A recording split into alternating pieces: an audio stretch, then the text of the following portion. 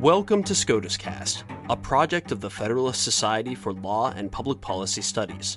Our contributors join us from around the country to bring you expert commentary on U.S. Supreme Court cases as they are argued and decisions are issued. The Federalist Society takes no position on particular legal or public policy issues. All expressions of opinion are those of the speaker.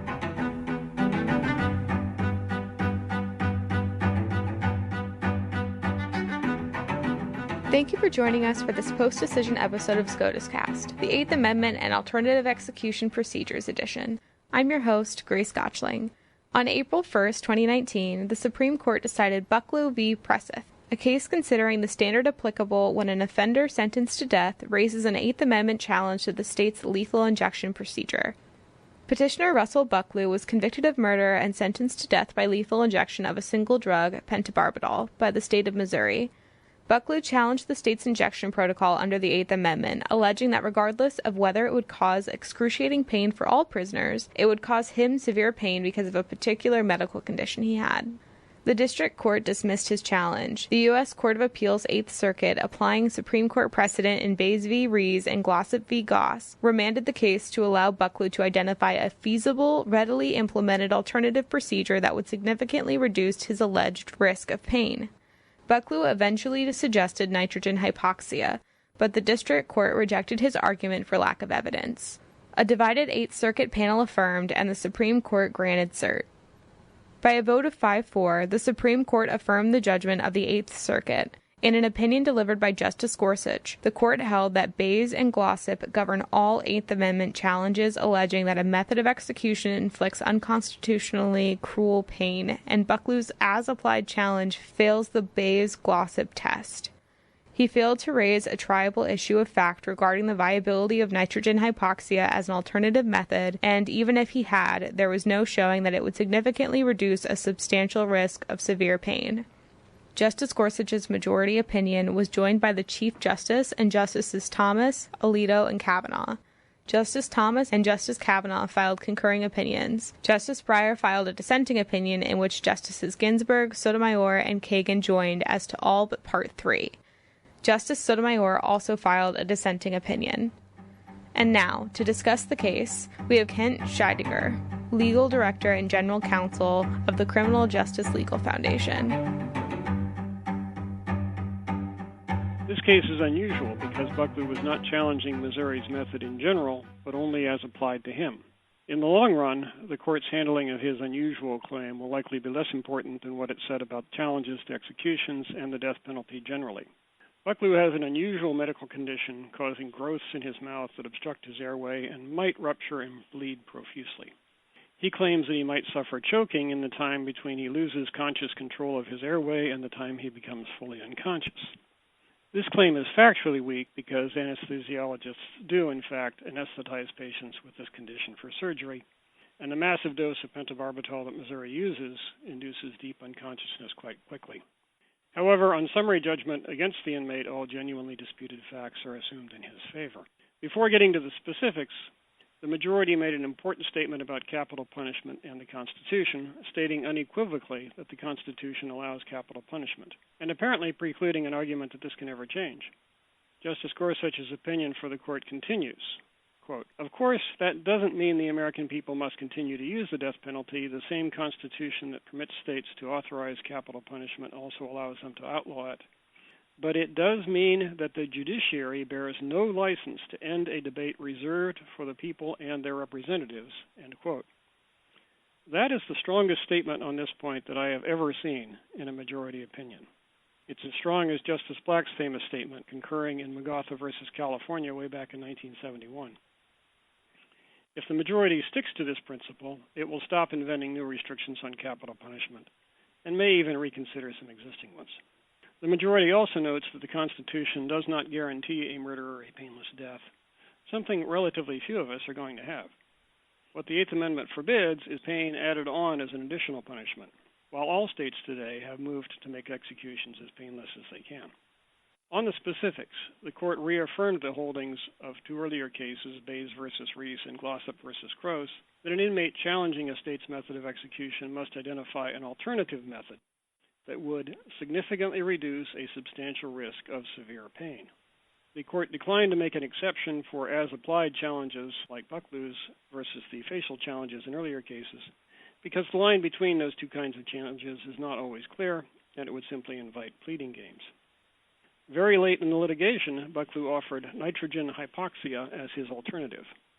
That is a method in which pure nitrogen is supplied instead of air, and a person goes to sleep and eventually dies.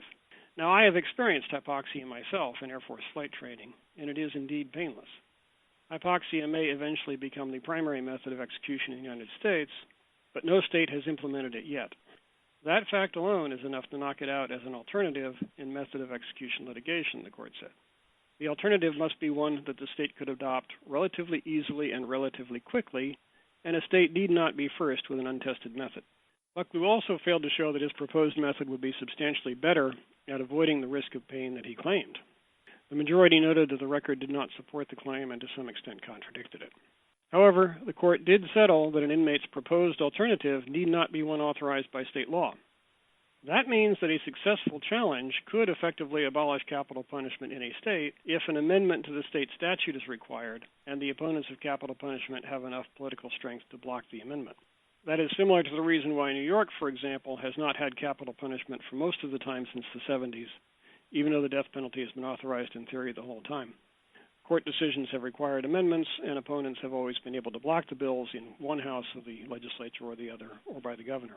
In the final part of the opinion, the court returns to the point that whether we have capital punishment is for the people, not the courts to decide. The courts therefore have a duty to resolve these kinds of changes expeditiously, something that was definitely not done in this case.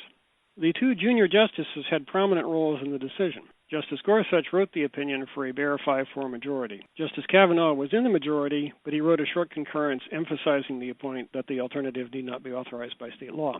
Justice Kennedy had drifted in his later years and frequently joined with the liberal justices to invent new constitutional restrictions on punishment. He almost certainly would not have joined the Bucklew opinion in full. His replacement by Justice Kavanaugh appears to be a shift in the prosecution's direction, and potentially an important one. But Justice Kavanaugh may be the swing vote on these issues in years to come. Yeah, I think potentially the most important thing about this opinion is the very strong language about these issues being for the people to decide and not for the courts. The Supreme Court has been micromanaging these issues since 1972.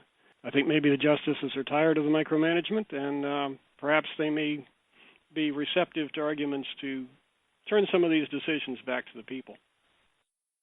Justice Breyer's main point, I think, is essentially wanting to relitigate the Glossip case and the challenges the alternative method requirement.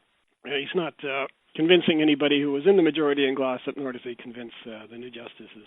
But he challenges that alternative showing requirement, and without an alternative showing requirement, then a method of execution challenge would effectively enable a person to shut down capital punishment altogether. And that's where Glossip got it. They said, basically, if the Constitution permits capital punishment, then it must be possible to implement it. And so a challenge that makes it impossible to implement can't stand. He also, in a third part of his opinion that isn't joined by anybody else, repeats his refrain, well, maybe we can't implement it at all constitutionally, and we just have to get rid of it. Of course, that's been going back and forth in individual justice opinions for many years now. The response is that if the constitutional requirement that we have invented prevents something that the Constitution clearly permits, then maybe the requirement that we invented isn't really in the Constitution.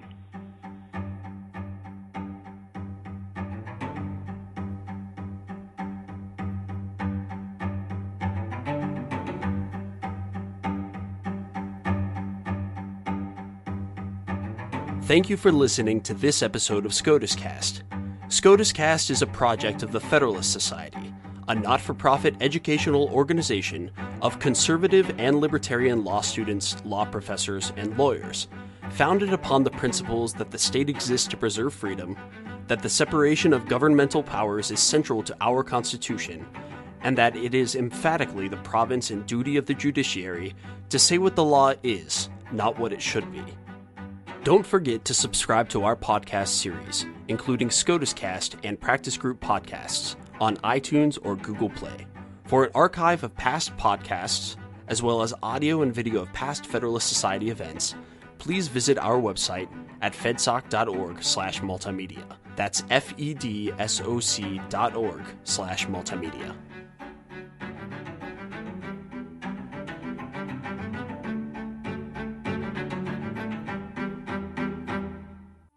This has been a FedSoc audio production.